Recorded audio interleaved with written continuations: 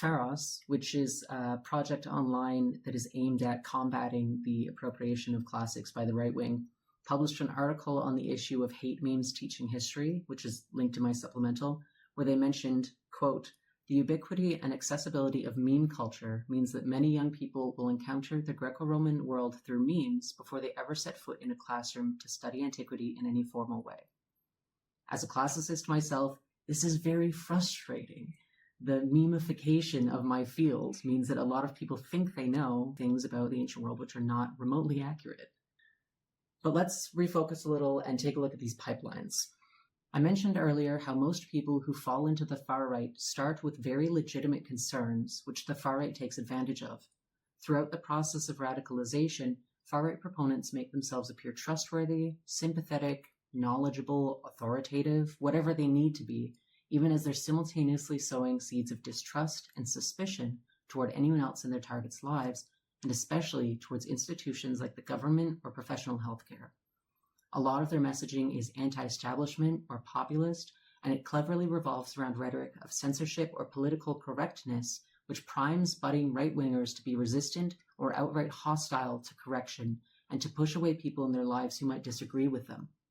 It's a lot of just asking or noticing connections or why is no one talking about this? I listened to an interview with Mike Rothschild, who's written multiple books about QAnon. The interview focused on the wellness to QAnon pipeline, and there was one quote I'd like to include here from Mike. He says, quote, "I've interviewed various people in various stages of like Q hypnosis over the years. One of the big things I found anyway is that there's a thing of like, why can't I ask the question? It seems that that's an entry point for a lot of people, that you see people saying, the vaccines, after people got the vaccines, half of them died. Why aren't I able to ask this question? And it's, well, because that's not true. That's a fake fact that you made up, and the reason you're not allowed to ask that question is because it's fake. But it becomes this issue of, I'm against censorship, I'm for free speech," close quote. I should also point out that we've stumbled onto our first major dog whistle, which is noticing. A dog whistle, for those unaware, is a piece of coded political language meant to fly under the radar to escape opposition. They're also very useful for dodging content moderation online. They often come in the form of phrases or symbols that appear innocuous unless you know their meaning already. Noticing is a powerful one. It's completely unassuming on the surface, it's just a single word, but it carries some pretty heinous connotations. If you ever see memes saying something ambiguous about noticing patterns, and especially if it emphasizes that word, it's highly likely that that meme is in fact a far-right meme. The patterns they're noticing could refer to a number of different conspiracies, but typically it's about noticing alleged evidence of the shadowy globalist world order of evil Jews that secretly run everything. As another example, there was a prominent Twitter account, now active on Telegram, called The Noticer. His whole platform was about reposting tweets from Jewish posters and sharing lists of Jewish, or allegedly Jewish, people with the intent of marking them for harassment or violence. It should be mentioned that the profile picture for the Noticer is a bust of Cicero, who is often co-opted by the far right to justify anti-Semitism in particular, and you can see my supplementals for more information on that. Now here I want to take a moment to say a quick word on anti-Semitism and conspiracy rhetoric. I'll be brief. Anti-Semitism is the term used to refer to targeted prejudice towards Jews or Judaism. It has a very long and complex history which goes all the way back to the classical world and possibly even earlier, and unfortunately it continues to thrive in contemporary society. The far right is deeply, inextricably anti-Semitic, often violently so. There's no demographic the far right hates more than Jews. As such, the conspiracies always end up being anti-Semitic. If the far right is pointing fingers at an ambiguous enemy, they mean Jews. If they're saying cryptic things about the New World Order, the globalist overlords, the lizard people behind the curtains of human civilization, they mean Jews. They may include other targets as well, like people of color, queer people, race traders, women, whatever it may be, but it always comes back to Jews as the source of all their problems, and their ideal solution, unfortunately, is to finish what Hitler started. I wish any of this was an exaggeration, but I have read some truly vile things in the course of this project, and if anything, I'm putting this mildly. Keep that undercurrent in mind going forward. But let's consider the first stage of radicalization. Munn calls this the normalization stage. It's all about how we get the frog into the water. There's a lot of avenues it can take. Proponents of the far right are generally aware that they can't be open with their beliefs right away without receiving backlash. They don't lead with the kind of rhetoric they might share among themselves. Think on 8chan and the like. You can't throw the frog right into the boiling water, essentially. This is something we even see in academic circles. Every so often, there'll be something posted on Reddit or on Rate My Professor or whatever online forum about how someone couldn't express their real beliefs. They had to hide the fact that they didn't believe in the elite globalist empire or whatever rhetoric they're going for in order to get a passing grade.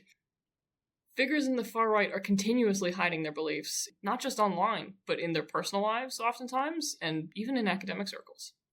That is unfortunately true. Yeah, and you find that rhetoric a lot of being oppressed or silenced or censored by whatever enemy they want to point at. They have an awareness that the things they have to say are not going to be well received, so they start small. They start, for example, with memes. I could do an entire episode on far-right meme culture alone, but in the interest of time, I'll try to be concise. My top source here is the book Make America Meme Again by Leslie Hanner and Heather Woods, which is an academic study focused entirely on the success of the alt-right in using memes to influence political public discourse leading up to and following the 2016 American election. Hanner and Woods are firm in their stance that the alt-right didn't just stumble into this success. It was the product of very intentional study and experimentation. This stance is in keeping with what I found in researching groups like Identity Europa, an American far-right organization inspired by the European identitarian movement. We'll hear more about them in a minute, but for now, it's notable that the founder of Identity Europa has openly discussed how he spent years studying the tactics of European and American far-right groups, as well as leftist activists, to refine his own approach to dispensing his message and recruiting members. These people know what they're doing, even if they're hiding behind walls of irony and plausible deniability. Hanner and Woods have this to say, quote, "Memes have attracted those who do not consider themselves ideologues, but are instead invested in the irreverence of the alt-right or memes generally. Memes are a gateway for the radicalization of outsiders to far-right advocacies." Close quote. Memes allow for low-effort, low-risk involvement in political discourse with no qualifications, experience, or, frankly, brain cells necessary. The importance of this factor cannot be overstated. Most people are not interested in getting actively involved in politics through work, volunteering, or these days, even voting. But anyone can share posts online. You don't even need to know the meme is political to pass along political messaging. And disguising political messaging is another specialty of the far right. Far right memes that break containment or go viral can be identified as effective and then imitated or perpetuated. Memes are also very difficult to recognize before they've already become a problem, and they're challenging to combat. You can't debate or debunk a meme. You can't even really engage with it in any meaningful way without being mocked for taking it too seriously. It's just a joke, after all. It's just ironic.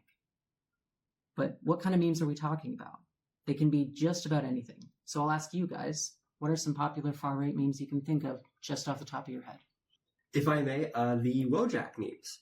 They're a bit hard to describe, but you've almost certainly seen them. You usually have the good-looking, blonde hair, blue-eyed face with the correct opinion and the wrong opinion with the... grotesque. Yeah, almost grotesque, ugly, pale, not colored in caricature of a person. They're really popular amongst right-wing. I'm glad you brought those ones up because the Pharos article I mentioned earlier about hate memes teaching history has a whole selection of specifically Spartan-inspired Wojak memes, so I recommend checking those out. I think one meme that ends up being really popular in far-right circles, very unfortunately, is Pepe the Frog. Most people recognize him as just a silly-looking frog with big bug eyes. He's usually sad. He's not explicitly a far-right symbol. His original creator actually abhors the fact that he gets used oftentimes by figures in the far right, but there has been a movement to try and reclaim him for literally everybody else, because he's just a funny-looking frog. One that I see pretty frequently is re-uploads of green texts, like from 4chan or whatever the site has become now. 8chan? What are we on? N-chan? Yeah, we're on End-chan now, like END, the end of the internet. Okay, well, the green text from there get re-uploaded a lot, even though they have a lot of racial slurs or very offensive language in them. People tend to overlook that because there's some apparently funny punchline at the end, and people just assume that the offensive parts are just being edgy or it's just ironic for the joke, which I think is a really dangerous way to sort of normalize these uses of language. Well, and the factor of irony is something that Luke Munn as well as Hannah Woods both talk about, because you're right that it is an important function of these memes is if you make it look like a joke, you can always recant it if someone challenges you, which is a lot of power to give them. It means they can push boundaries and then see the point where people object. And they can say that it was just a joke, or they were just asking questions is a whole genre, especially on Instagram on the more aesthetic side of things. You get these inoffensive posts that are just asking questions. Something Mike Rothschild talked about in his interview as well. He said, if it's light blue cursive lettering on a nice frosty pink background about like, what are they doing to our children? Just curious. People are going to share that like gangbusters because it looks nice. And he's referring mostly to specifically the QAnon pipeline there, but it applies more broadly as well. It's about finding these cryptic ways to spread racist or anti-Semitic or similarly bigoted messaging under the guise of something innocent. Did any of you guys know about the gnome hunting trend on TikTok? I did see about the gnome hunting trend, but I only saw the people who were really sad because they thought it was something like cute, like, tee-hee, we're going gnome hunting, and they jumped on the trend not realizing where it started. Yep. You don't need to know what you're spreading to spread it. So the gnome hunting trend, for those who don't know, got really popular on TikTok. There was a whole variety of different posts, but it was a thinly veiled analog for hunting Jews. And there were a lot of far-right extremists who were making some pretty awful posts about it, who were tagging it with a lot of other far-right or neo-Nazi or other similarly extremist tags. So you could find it with a lot of symbols. Sometimes you'd find people saying they're going gnome hunting. It's got 2 lightning bolt emojis next to it. Oh, ooh. Yeah, there's an article linked to my supplementals about this, which I encourage you to read. But you're right that a lot of people thought it was just fun because you don't catch the deeper meaning right away.